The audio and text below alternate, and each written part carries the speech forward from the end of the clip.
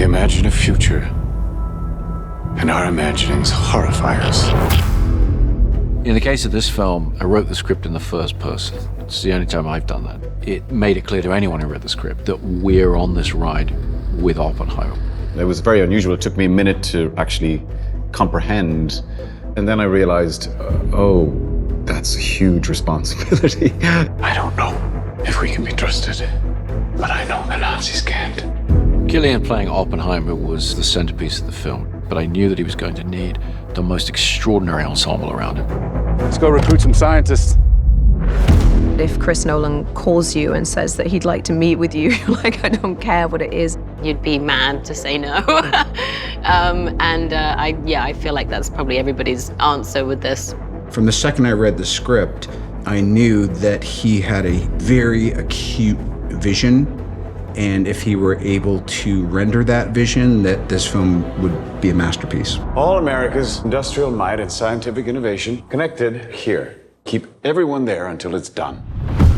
It feels to me like every single character is significant because they're all historical figures of consequence. There's a chance when we push that button, we destroy the world. Chances are near zero.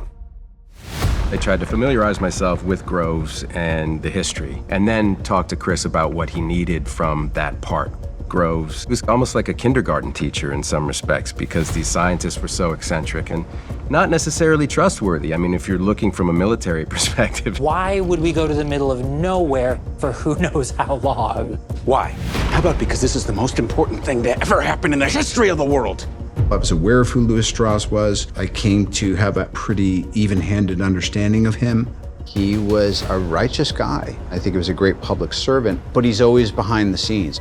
I've always appreciated the people who are backstage. Truman needs to know what's next. What's next?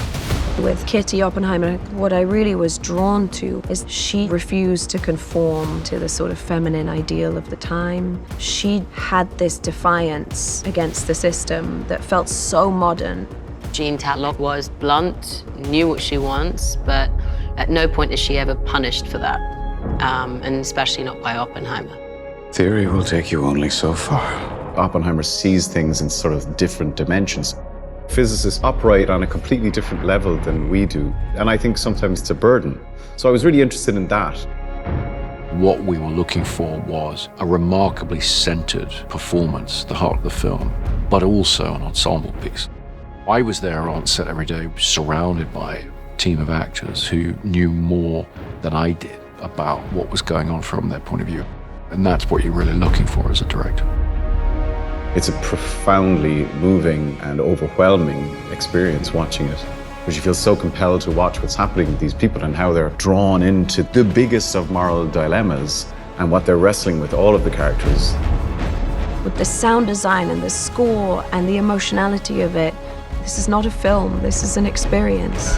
When I saw it in its finished form, I was kind of like, wow, yeah, that's what we were hoping this could be. The world will remember this day.